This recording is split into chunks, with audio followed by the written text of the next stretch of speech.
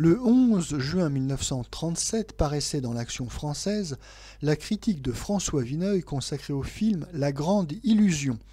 Notons également que le 12 juin 1937, cette critique, un peu remaniée, paraissait dans Je suis partout.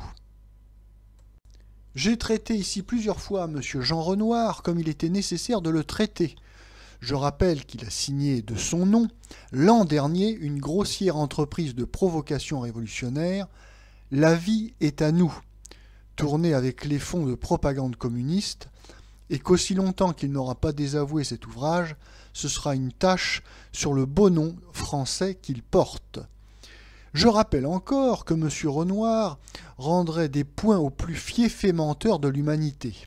Il a osé affirmer tranquillement, il y a quelques mois, au gymnase Huygens, devant 3 ou 4 000 auditeurs et une centaine de journalistes, qu'il avait vu dans un cinéma élégant des Champs-Élysées les bourgeois fascistes se dresser comme un seul homme à l'apparition sur l'écran du chancelier du Troisième Reich et crier « à Hitler !»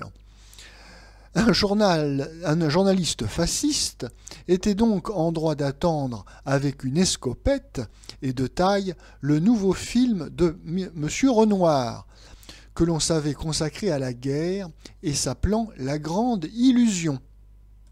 Muni de cette escopette, dûment chargée, je suis donc allé voir La Grande Illusion au cinéma Marivaux.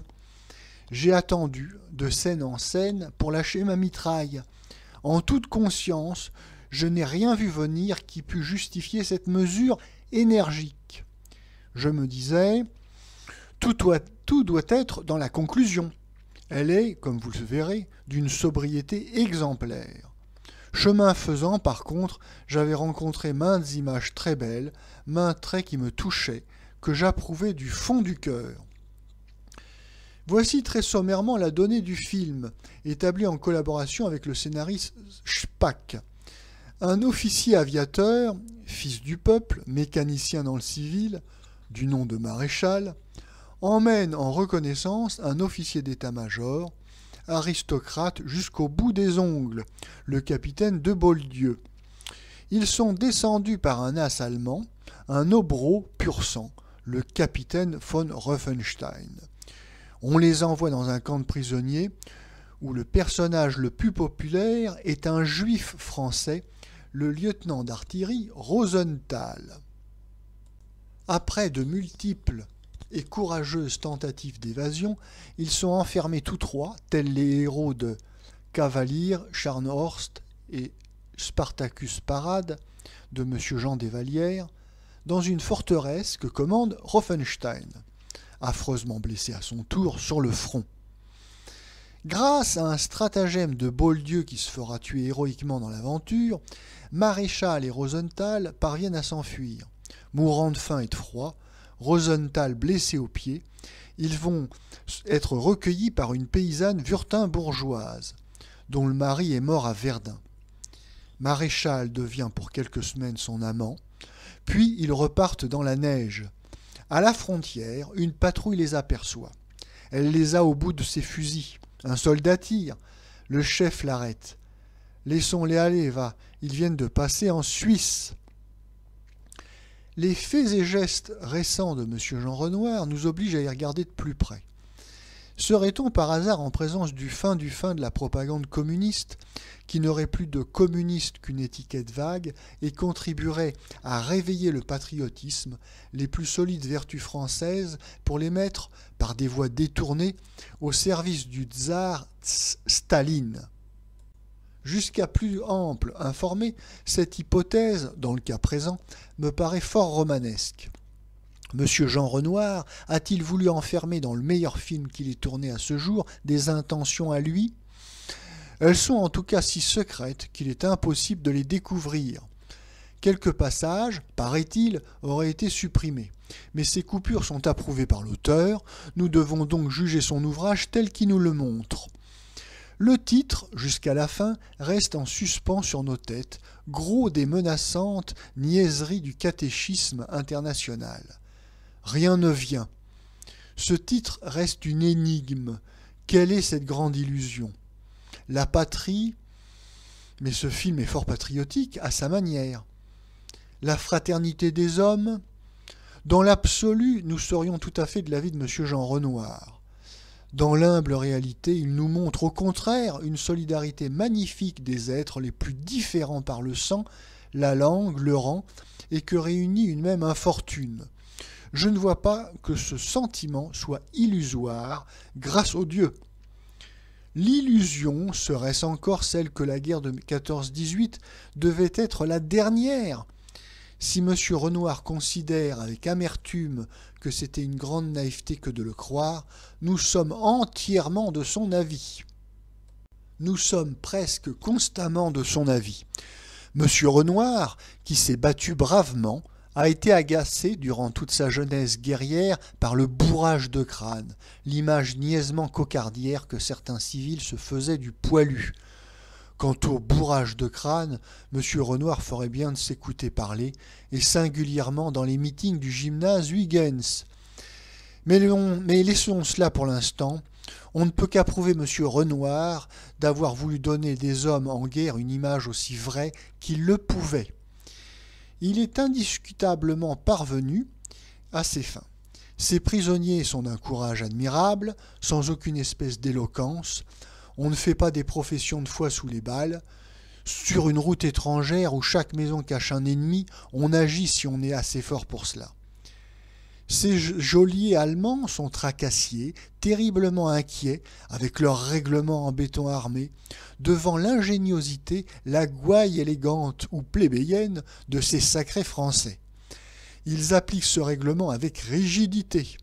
Von Riefenstein abattra de sa main, parce que c'est son devoir, l'ennemi qu'il estime le plus, le capitaine de Boldieu. Aucun de ces Allemands ne nous est montré comme un tortionnaire. On ne nous cache pas leurs gestes de camaraderie lorsqu'ils en ont. Cela n'infirme en rien, bien entendu, le cas d'autres soldats martyrisés dans des chiourmes prussiennes, non plus que les pages épiques de M. Desvallières, écrites avec le talent le plus entraînant pour répondre à la vague de sensiblerie imbécile qui enveloppait chez nous voici quelques années tous les souvenirs de la Grande Guerre.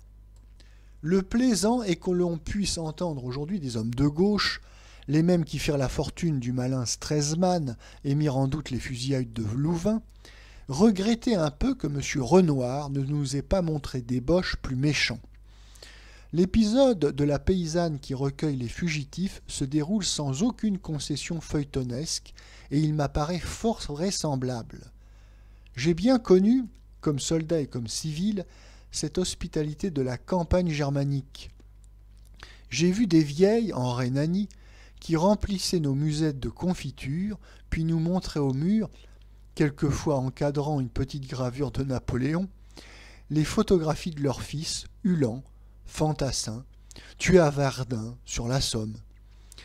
Je suis convaincu que maintes de ces paysannes nous auraient recueillis s'il l'avait fallu, comme la Wurtembourgeoise recueille Maréchal et Rosenthal.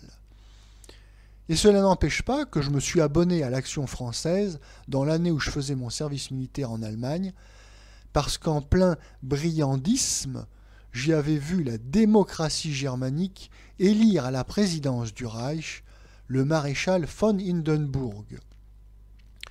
Un des officiers du film est le juif Rosenthal, né à Vienne d'une mère juive polonaise et d'un père juif hongrois.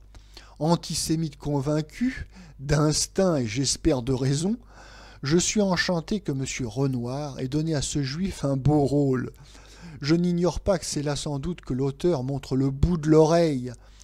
Mais je ne doute pas non plus que ce Rosenthal embarrasse fort ce juif. Rosenthal est un valeureux soldat. Oui, cela est arrivé à des juifs. Rosenthal relève directement de ce qu'écrit Charles Maurras dans ses pages de son dictionnaire, qui seront « le jour où on le voudra, sans que l'on en change un mot, le plus juste, le plus sage statut des Juifs de France ». Le sang qui coule est un baptême, et sans toujours payer pour le sang qui n'a pas coulé, il constitue un héritage spirituel, lequel peut réagir sur les hérédités de la chair. Oui, mais comptons les Rosenthal, les commandants Kaufmann. N'est-ce pas, mon cher Gaudi? Nous pouvons dormir tranquilles. Ce ne sont pas ces braves qu'Israël invoquera jamais. Ils sont trop peu nombreux. Si bien que M. Renoir sert parfaitement la cause anti-juive en amenant les spectateurs à réfléchir sur un petit problème qui leur est si souvent caché et qui appartient à la plus élémentaire arithmétique. J'ajoute que Rosenthal explique pourquoi il se bat. Nous sommes riches, nous avons 3 châteaux en Touraine, 5 fermes en Poitou. On peut bien se faire trouer la peau pour conserver ça. Propos qui entraîneraient des commentaires dépassant par malheur mon cadre. C'est en tout cas un piquant éloge de la propriété par le marxiste Renoir. Au fond, si une idée se dégage avec force du film de M. Renoir, c'est celle-ci. L'homme, en faisant la guerre, obéit à des lois qui le dépassent et qui sont pourtant inscrites dans sa nature. Nier la guerre, c'est nier l'homme, c'est le pacifisme utopique qui nous a toujours ici fait lever les épaules. Nous ne disons pas « plus jamais de guerre », ce qui ne signifie exactement rien, mais pas de cette guerre-là, où nous n'avons rien à voir, celle de Genève, celle de Blum, celle de Moscou. Cependant, inutile ou nécessaire, la guerre, le plus tragique signe de l'imperfection humaine, hausse au-dessus d'eux même ceux qui en sont dignes. Un Boieldieu, un Rauffenstein, un Maréchal, un Rosenthal. Sans la guerre, Boieldieu et Rauffenstein eussent été d'élégants désœuvrés, des cavaliers distingués. Maréchal un petit mécano, vivant entre son apéritif et sa bicyclette.